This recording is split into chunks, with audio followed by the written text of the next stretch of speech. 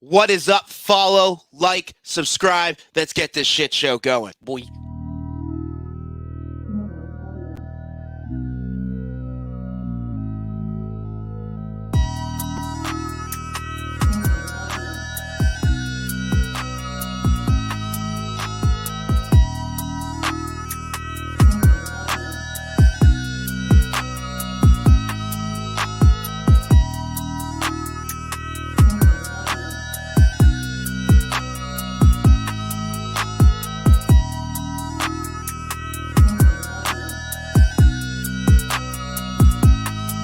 Disconnect between the head coach and the GM. Because and nobody when you sees have Howie's vision. No, Howie's a freaking moron. And there's a reason why. Howie, Jeffrey, you got a moron. Are you ever gonna let me freaking talk? God damn, bro.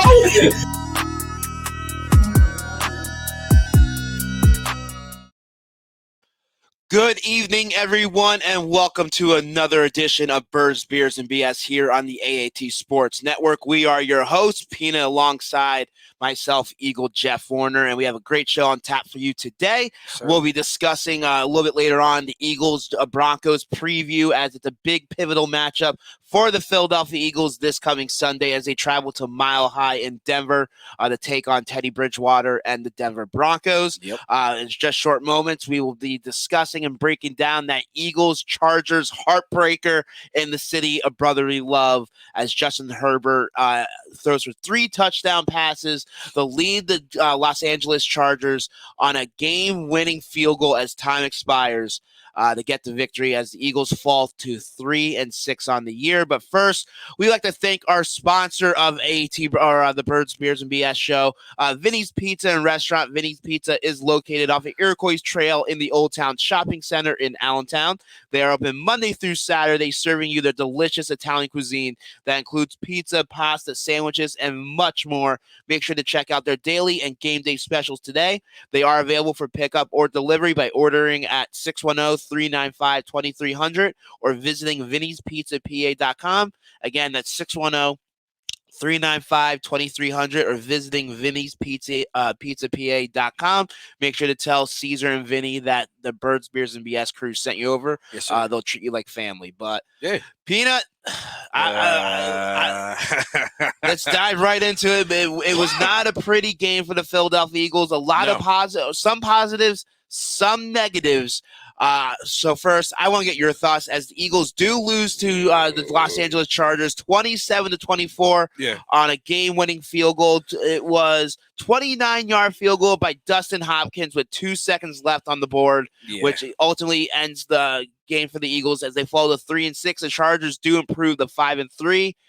So, Peanut, your first initial thoughts from Sunday's matchup and the loss to the Chargers? First initial thoughts were I expected, you expect that with a young team, you kind of expect a tough game, and if they're going to lose, they didn't get blown out. There were a couple things that I took away from the game, which we'll probably get into sometime later in the show, but for the most part, the defensive coordinator stood out again.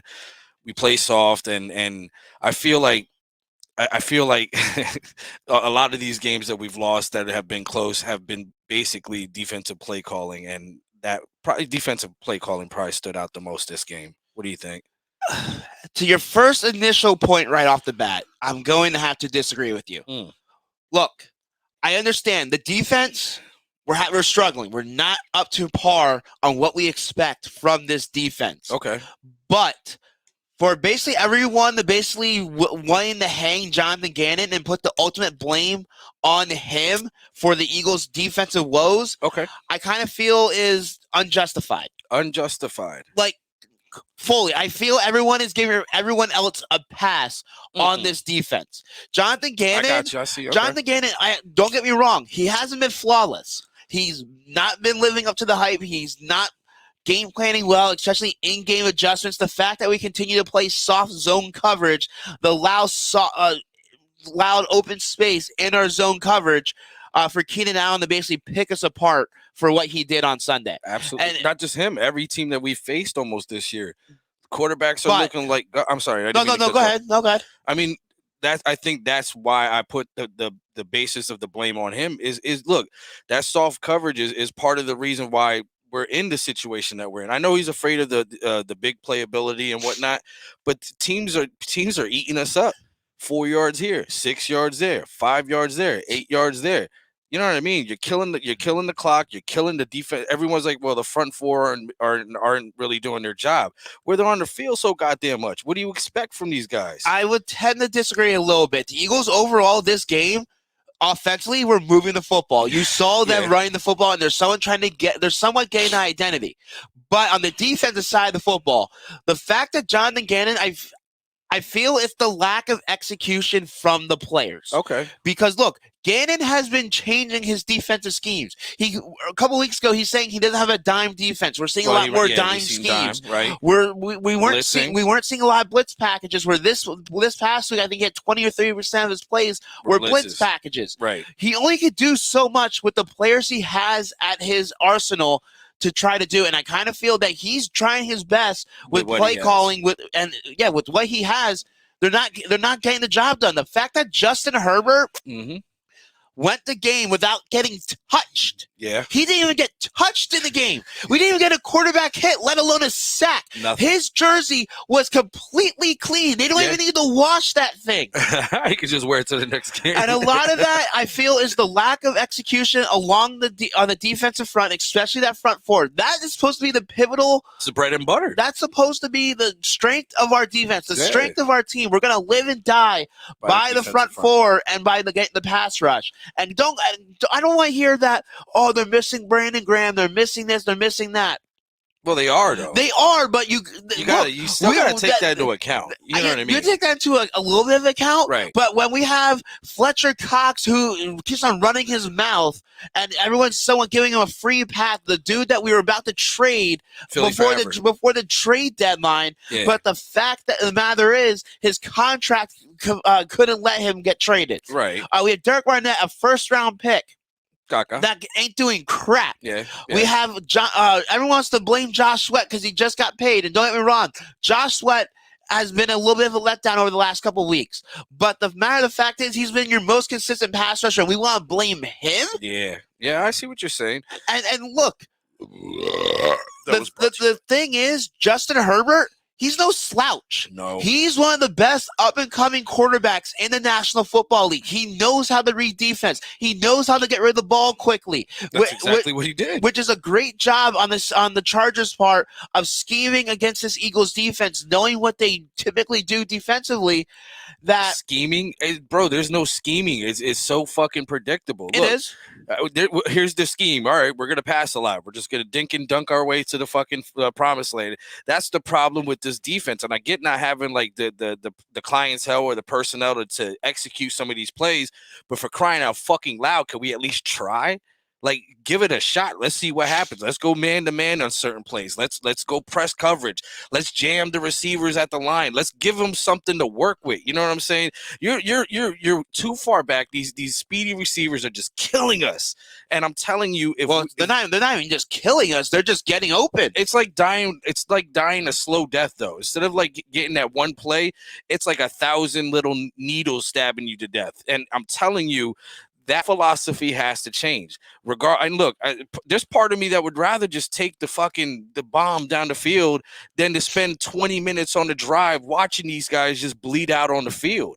I think Jonathan Gannon should get some of the blame. I really do. I agree. I'm not saying he's, like I said, I don't think he's flawless or that he shouldn't get the blame. But the fact that everyone is putting 100% of the blame on him. He didn't lose that game himself. Exactly. Right. Yeah, you're right. You're absolutely right. And once again, he only can scheme and try to game plan for the players that he has.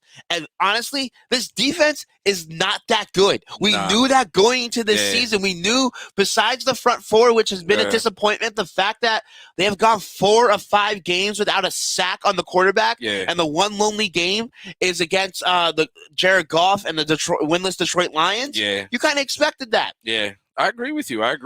Well, then maybe the blame should be put on the personnel, the person that's in charge of the personnel, which would be Howie Roseman.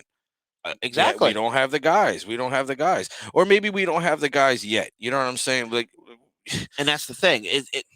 It's sad. It's sad. It's difficult, and as a fan, you don't want to keep on thinking this way, but it's ultimately a rebuild. We Totally know a that rebuild. we know that this defense ain't up to par. This team ain't a playoff team, and even if they do make the playoffs, we're probably gonna get destroyed. Yeah. But yeah, Justin Herbert, 32 of 36 yards, 32-38, 360 56 yards. God damn. 2 touchdowns.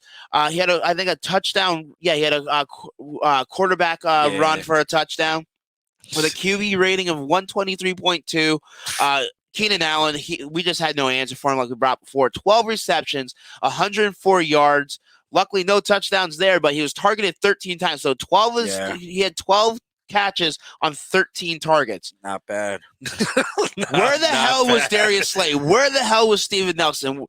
Granted, we have to remember late in that fourth quarter too, or second half, we were without Darius Slay. Darius Slay did get injured. Yep. So look, we want blame defensively and we want blame John the Game, but once again, we don't have the depth. We're not deep at certain positions, especially the quarterback or cornerback position, that they're not going to be able to keep up with this arsenal of weapons. They have Keenan Allen. They have Mike Williams. Jared Cook as an aging tight end and can still be a threat in the passing game. So yeah, we knew going into this it was going to be a tough task for the defense. I was just a little bit kind of surprised offensively how well the Eagles did, though. Yeah, look, I agree. But everyone wants to criticize those first 2 quarters or those 2 first drives. Right. You have to know. Rightfully so, though. The first drive, yes. Second drive, not so much. Okay. Look, you're pinned deep. Oh, no, yeah. When they were at the 1 yard line? Yeah, they're like the 2 yard line. Yeah. And it's tough to even do. But some of the play calling was stupid, though. The play calling was stupid. Don't get me wrong about that. But the fact that people were complaining that, why aren't they running the ball? Why aren't they running the ball? Why aren't they running the ball? You risk getting the safety. Because, not just the safety, you're going into that drive, your second drive of the game, telling your fan base at home, we're just going to give up on that drive. Essentially, if you're running the football, if you get a first down, you're excited and you're happy. But in that situation, most of the time, coaches aren't really playing to try to pick up the first down there. Yeah. Well, sorry. I shouldn't say not playing for it, but they're not expecting a first down because usually the defense is playing a lot of goal line D. They're playing over the line of scrimmage. They expect you to run because you don't have time or you don't have the space to throw the football. Right. And they're going to play. They're going to attack the line to try to stop the run. In a matter of time, most coaches in that situation are playing for the field position. Right. And it was a tale of 2 teams. You saw a good team. What happens when they're at the 1 yard line as opposed to a bad team when they're at the 1 yard line? Because they march it almost 99 yards down the field, and then I think it was like 96 yards or something. 96 yards down the field. Yeah. You know what I mean? Look, it's coaching. It's the player person. It's basically the perfect storm for a fucking shit show. That's what it is. We have players. We have young players that are promising and whatnot, but they're young players. And I personally think on the offensive side of the ball, there's not really that veteran leader to lead these guys. You know what I mean? They're all gone. We got a bunch of young kids playing out there at this point. So they are. Be prepared for like at least a season and a half of this shit. You know what I'm saying? I was just kind of surprised, at least offensively, that Nick Sirianni stuck with the run. Going into last week's game, we were talking about going to this game. The fact that both outside quarterbacks were going to be out for the Chargers. Yep. That this was a game plan and a predictability that Nick Sirianni was just going to pass and go pass happy. He did not. This wasn't the case, and it was very exciting. You saw a little more of design. You saw Hurts under center. Yep. You saw the usage out of the backs. Way better than I thought under center. I didn't mean to cut you off. No, you're good. He did well. Hurts was 11-17, 162 yards, a touchdown with a QB rating of 115.3. On the ground, Jordan Howard leading back for the Eagles, 17 carries, 71 yards, and a TD. Jalen Hurts in there with 10 rushes on 62 yards. Boston Scott, 10 rushes on 40 yards. Gainwell wasn't used as much, but did get a touchdown, 2 carries, 3 yards, and a TD. And then Devontae Smith, like I said last week, they needed to get the kid involved. This was the perfect. Don't abandon the run, but this is the perfect defense for them to try to get that connection, try to get that chemistry with Jalen Hurts and Devontae Smith. And he went off for five receptions, 116 yards, and the TD. But again, the one missed target by Jalen Hurts. And I'm glad you brought that up, because I think there's moments, it's an ebb and flow when it comes to Jalen Hurts. There's moments where he flashes like, man, this is the guy. And then there's moments where you're like, dude, how the fuck did you miss that? Even, I don't, correct me if I'm wrong, but even Devontae Smith at one point was literally telling him, like, dude, throw the ball up. Why are you throwing it down? Like, throw the ball up. So, I mean, I get it. He's a young quarterback, and trust me, I rip him as much as anyone else. I do like Jalen Hurts.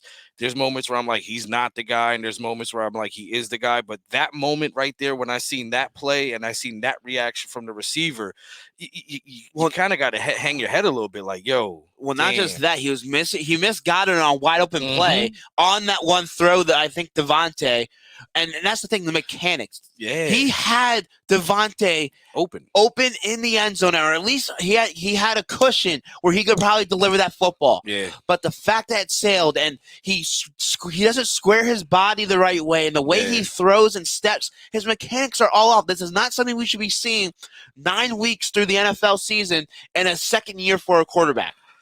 Yeah, I agree. There's that type of mechanics. But mechanics can be taught, though. You know what I'm saying? But obviously, you're not being taught, or he's not absorbing them, because he's now in his second year. Yes, first full year as a starter. Right. So this is technically like, I hate to say this is his rookie season. I don't buy that. I don't do that. I kind of do. I don't do that. I kind of do that. It's not a. So you're gonna say Aaron Rodgers, after he sat on the bench for 4 seasons, that was technically his rookie year? That's 4 seasons. It doesn't matter. He still sat and learned. He learned from a veteran with Carson Wentz. He learned from the best. He learned from Brett Favre, bro.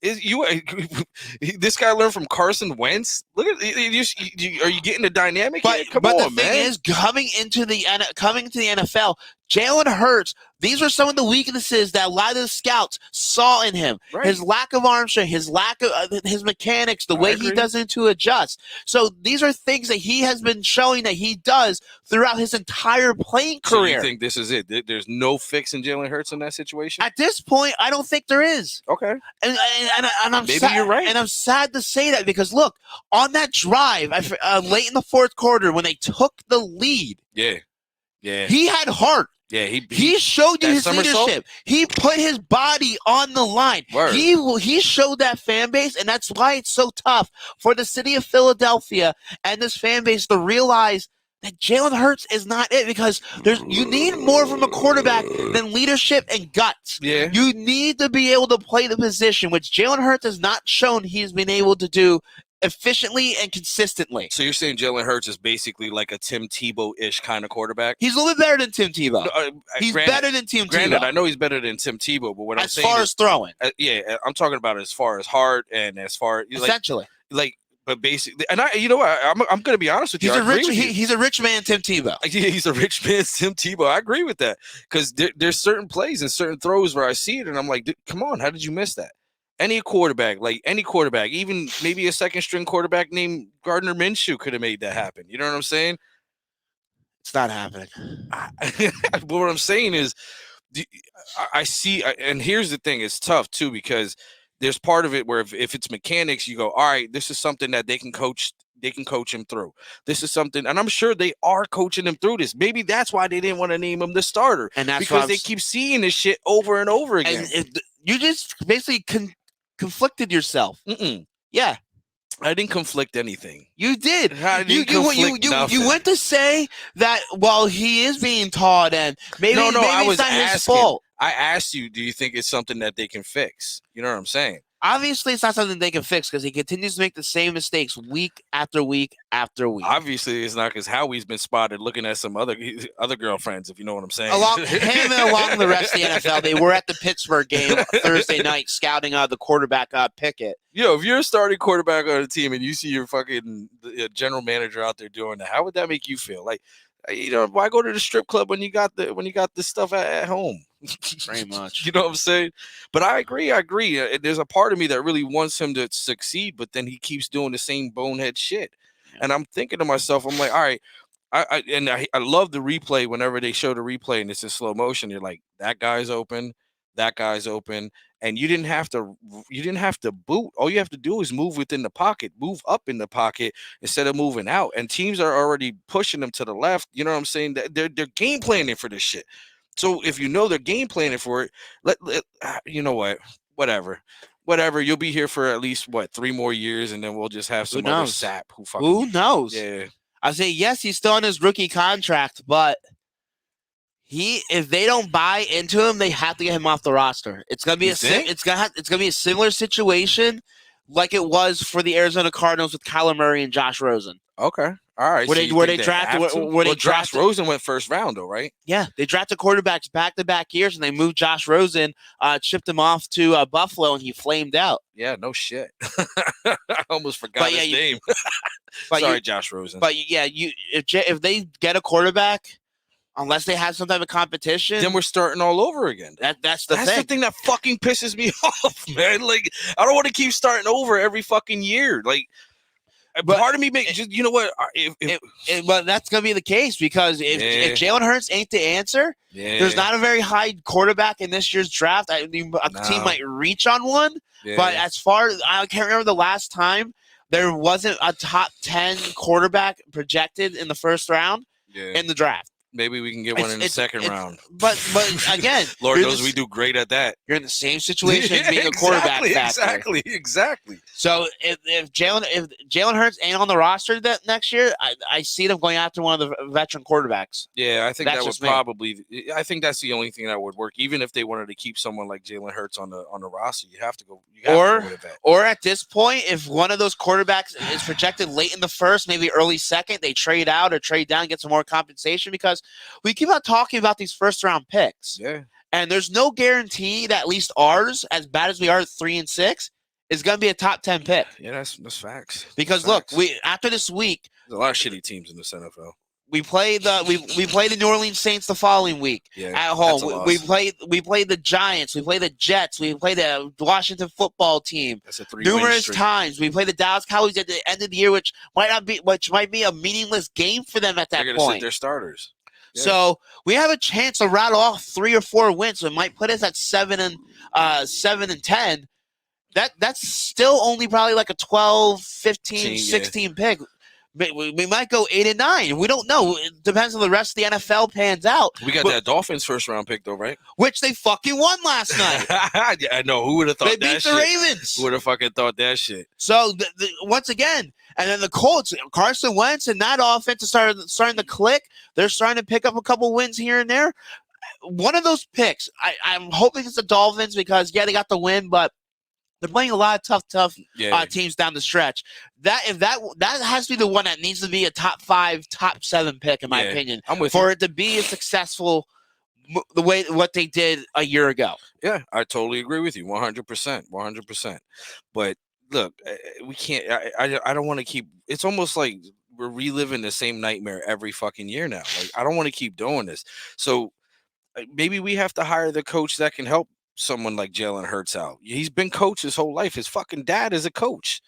Like, you can coach this guy. Someone's just not telling him the right things to do, man.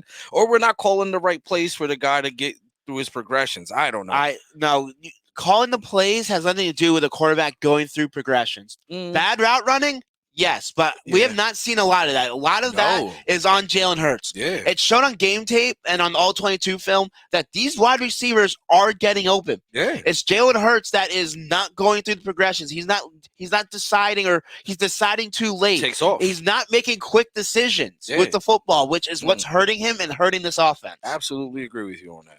But look, it's going to be even tougher this coming Sunday as the Philadelphia Eagles travel to Denver to take on the Denver Broncos at Mile High Stadium. 4:25 kickoff. Make sure to check out the AT Birds pregame show live before the game from the West End in Quakertown, which is off Route 309. Make sure to check out the boys. They will be starting, I believe, 3 o'clock start till about 4 o'clock. Typically, we go about an hour before game. So make sure to check them out. Enjoy some specials. There'll be some giveaways. So, again, make sure to check out the AT Birds pregame show. Again, live from the West End in Quakertown off Route 309, 3 o'clock start. So, but this Sunday at 3 and 6 right now, it's a very, very dismal. if you think the Eagles have a chance at making the playoffs, they have to win this football game. There's no way. There's no way. Why? Because the Denver Broncos put a whooping on the Dallas Cowboys a week ago, at Nah. one point beating them 38-0, I don't. and then end up winning 38-16 in fucking garbage time. No, that's not at all. Is that what you think it is? Is that why? No, don't put words in my mouth, Jeffrey. No, I think this team. Look, I don't think the Denver Broncos will beat us per se. I feel like the Eagles will beat ourselves. That sounded weird. You know what I'm saying? Like, we're gonna find a way to lose this game because, like I said, a young team, young coach.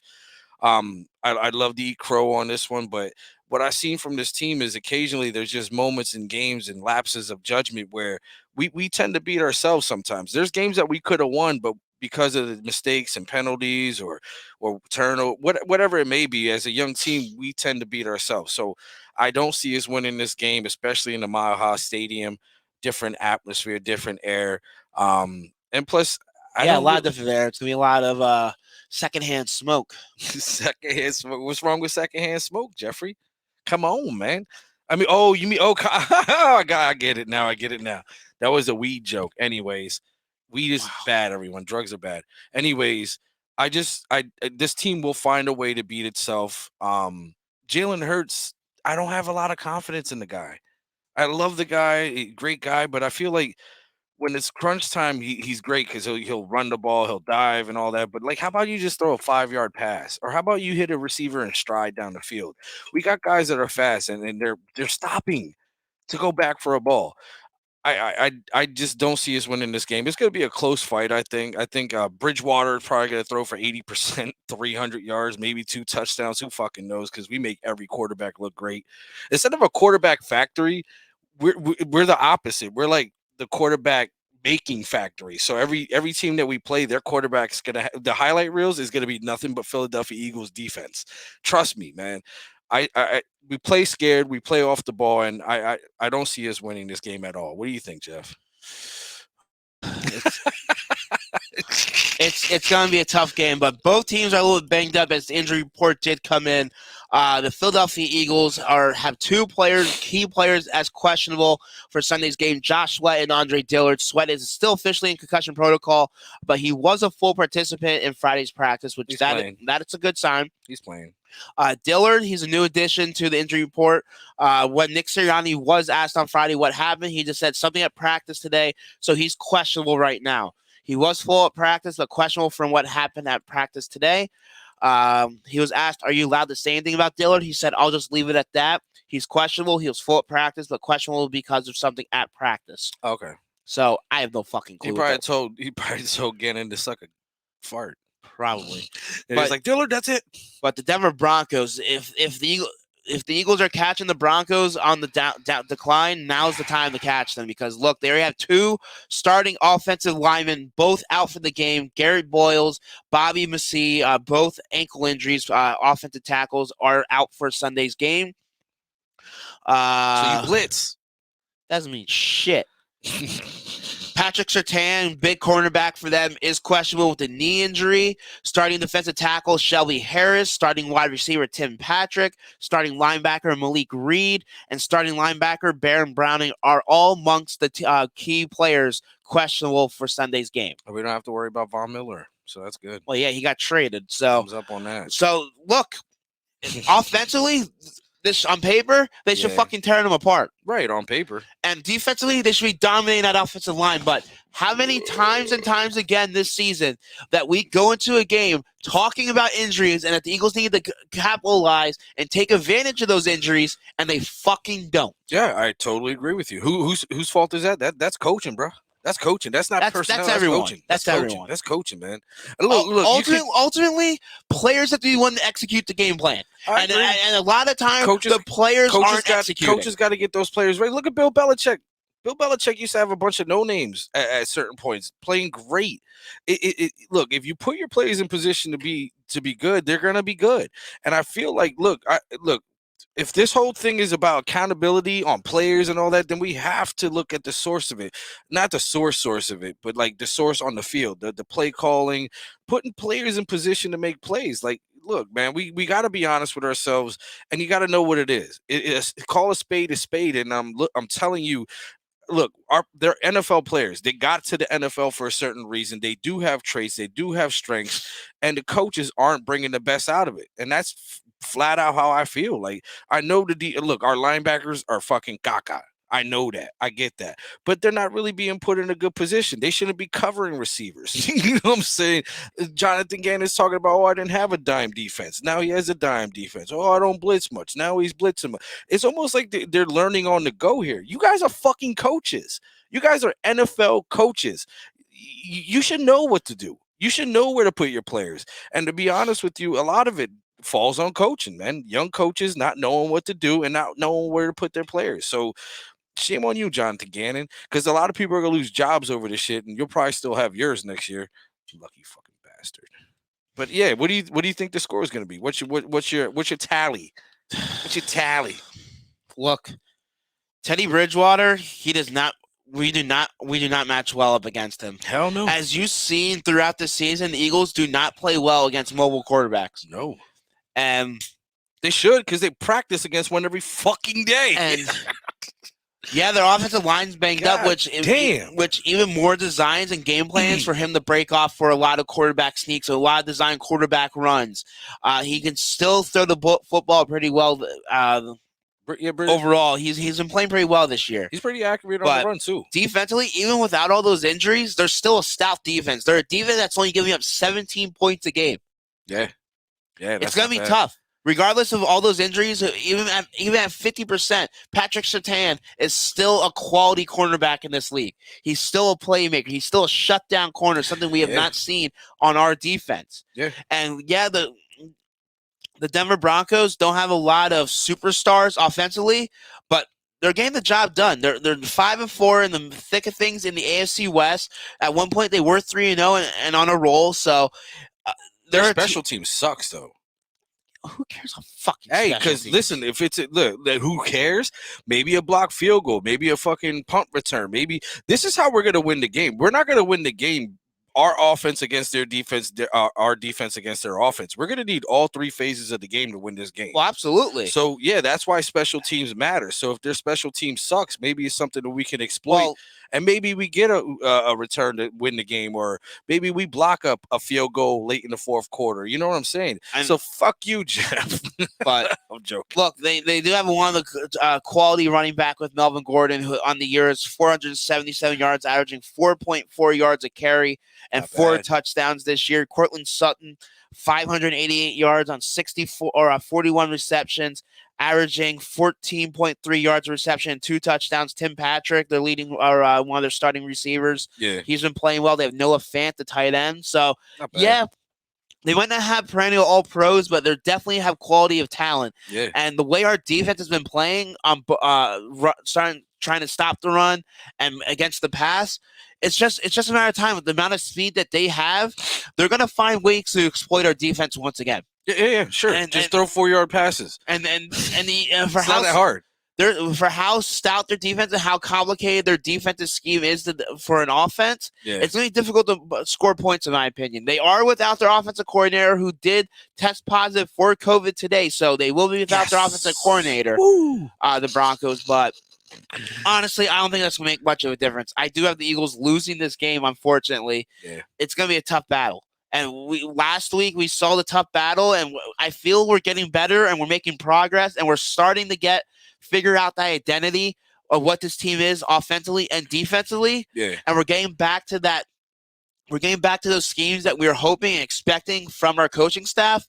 Yeah. But it's a tough place to play. That stadium is going to be loud and raucous. And for Jalen Hurts, a young quarterback who doesn't have a lot of experience on the road in hostile environments like this, it's going to be a tough task for him. And the way he's making mistakes, what he is, he's making some good plays, but he's making a lot of mistakes. We can't, like you said, we have to play flawless football. And we can't have dumb mistakes and dumb penalties from Derek Barnett or anyone on this team. Yeah, Derek Barnett. So fuck you. I have the Eagles losing this one. I will have them be losing 21-17. They'll go to 3-7 on the year, and it's basically at this point, start getting ready for crappy competition and see what the last stretch of the season unfolds. You know what? I'm with you on that one. That's pretty it's pretty dead on.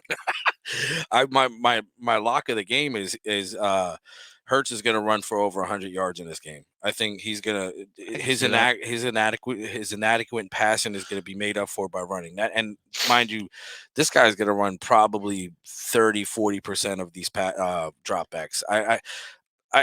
You're right, man. It's a tough place to play. There's going to be a lot of oxygen mask. There's going to be a lot of people tired out on the defense.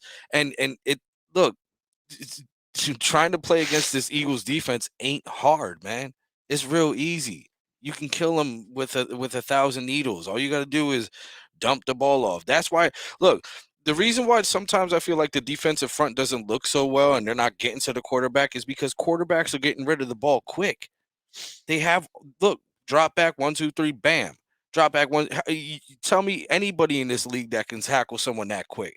So it's the hip bone's connected to the thigh bone shit. You know what I'm saying? So one thing affects the other, which affects the other. So if you have these defensive backs back that far and these quarterbacks are just dinking and dunking their way through the game, then of course that defensive front's going to look bad.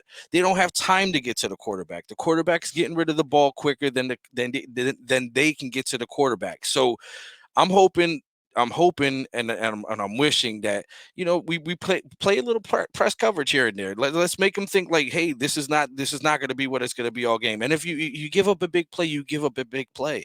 No problem. We're going to have to get to the quarterback. We're going to have to change the game plan. We're going to have to give these guys a chance to make plays. And that's my final word on that. What's your score? My score, actually, I have it the same. I think it was 24-17. Same thing. Well, a little bit different. I had 21-17. Well, you know what I mean. Like same kind of game, though. Same fucking outcome with us losing the goddamn game. Pretty much. Oh, shit. Again, thank you for everyone for tuning in to another episode of Birds, Beers, and BS on the AAT Sports Network. We are exclusively on our YouTube platform. So, again, make sure you are subscribing to the AAT Sports Network YouTube channel. Please. To get all our content as well as plenty of other show content on our network. So again, we appreciate everyone's support. Make sure you're following, liking, subscribing all our social media platforms, Twitter, Facebook, Instagram. Make sure to give us that follow, give us a shout out, give us a message, leave us a comment. We appreciate everyone giving their feedback and letting us know what you think of all our programs on the AT Sports Network. We actually do. So again, thank you for everyone.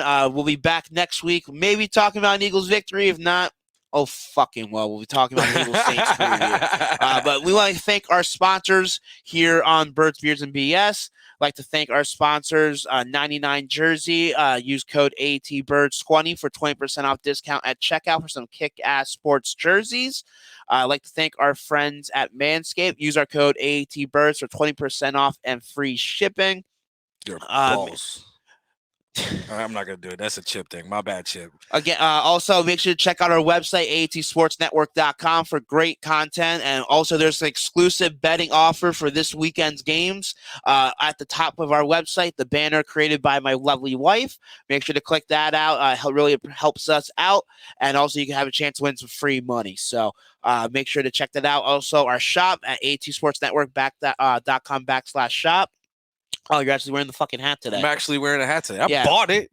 We have hats, we have shirts, we have koozie, we have masks. We pretty much have any product you can put a logo on it. Help support our show as well as all our other shows on atsportsnetwork.com, as well as a bunch of other different designs Johnny has brought up. I think we have a Jalen Hurts on there and Nick Sirianni. So a lot of great content on that website and a lot of great. Johnny's a busy ass motherfucker. He is a lot of great material and whatever the fuck. A lot of fuck. I can't talk today. I can't talk. A lot of stuff to buy. How about that? There we go. We have a plethora of things that you might want. There's koozies. Dude, I'm just over this. Again, check out Statement Games, statementgames.com for a fun free twist on fantasy sports. Have a chance to win some great gift cards and prizes on their website at statementgames.com. The referral link is in the description of the episode. Also, oddsman.com. Use their arbitrage calculator to help you never lose money again. So make sure to check them out. The referral link, again, is in the description of the episode. And again, if you or someone you know has a gambling addiction, make sure to call 1-800-GAMBLER today. Hold on, let me write that down. But we'd like to thank our main sponsor here on the Birds, Beers, and BS program, our buddies and friends at Vinny's Pizza and Restaurant. Vinny's Pizza is, again, located off Iroquois Trail in the Old Town Shopping Center in Allentown. Open Monday through Saturday, serving you their delicious Italian cuisine, including pizza, pasta, sandwiches, and much more. They're available for pickup or delivery, so you can call them today by 610-395-2300 or visiting vinnyspizzapa.com. They are, again, located in Allentown in the Lehigh Valley. Shout out season, man. Yep, shout out to them. We appreciate their support of Birds, Beers, and BS here on the AT Sports Network. Yes, sir. Again, we are your hosts of the Birds, Beers, and BS show. He is Peanut. You can follow him on Twitter at PartyDollDave1. I say things now. Yeah, apparently. Right. Follow me on Twitter at Jeff Warner NFL. And again, make sure to hit up all the social media platforms. Give those a like and subscribe. But as we say here on Birds, Beers, and BS, we again thank you for everyone for tuning in. We'll be back next week with another great episodes of Birds, Beers, and BS here on the AT Sports Network. And as we say on here on Birds and Beers and BS, drink them if you got them. Attention, listeners across the galaxy, all the way from Australia to Houston. Do we have a pube problem? If so, our friends at Manscaped have cleared you for takeoff with their 4th generation and brand new Lawnmower 4.0. Kick your pubes to the next planet with the Performance Package 4.0. The orbits in your pants will feel like you're in zero gravity when you use the best tools for the job from the leaders in male grooming. Join the 2 million men worldwide who trust Manscaped and get your rocket ready for takeoff by going to manscaped.com for 20% off and free shipping with the code AATBirds. Ready for an out-of-world experience, fellas? Look no further than the Performance Package 4.0 from Manscaped that has just taken off in not only the USA, but Canada, the UK, across Europe, Australia, South Africa, and Singapore. Inside this package, you'll find their Lawnmower 4.0 trimmer, Weed Whacker ear and nose hair trimmer, Crop Preserver ball deodorant, Crop Reviver toner, Performance boxer briefs, and a travel bag to hold your whole solar system. First, scheduled for liftoff, new Lawnmower 4.0 trimmer. This spaceship is here to guide you on a journey to trim your body, balls, butt, and even Uranus. This 4th generation trimmer also features a cutting-edge ceramic blade to reduce grooming accidents thanks to their advanced skin-safe technology. The Lawnmower 4.0 has a 7,000 RPM motor, a new multifunction on-off switch, can engage a travel lock, and is even waterproof. The Lawnmower 4.0 also has a 4000K LED spotlight you can turn on and off when needed for a more precise shave throughout your travels across the universe. The Performance Package 4.0 also includes the Weed Whacker. It's like having a little astronaut to chop your worst weeds up top in your nose and ear. The Weed Whacker is also waterproof and uses a 9,000 RPM motor-powered 360-degree rotary dual-blade system. This nose and ear hair trimmer provides proprietary skin-safe technology, which helps prevent nicks, snags, and tugs in those delicate holes. Don't forget to use Crop Preserver ball deodorant and their Crop Reviver to help your little planets be on their A-game while feeling the sun's heat. Manscaped even threw in 2 free gifts to their Performance Package 4.0, the Manscaped Boxers and the Shed Travel Bag. Abort hairy balls and Buzz Lightyear that Woody with Manscaped. Get 20% off and free shipping with the code AATBirds at manscaped.com. That's 20% off and free shipping with the code AATBirds at manscaped.com. For a clean trinity and beyond, your Spaceballs will thank you.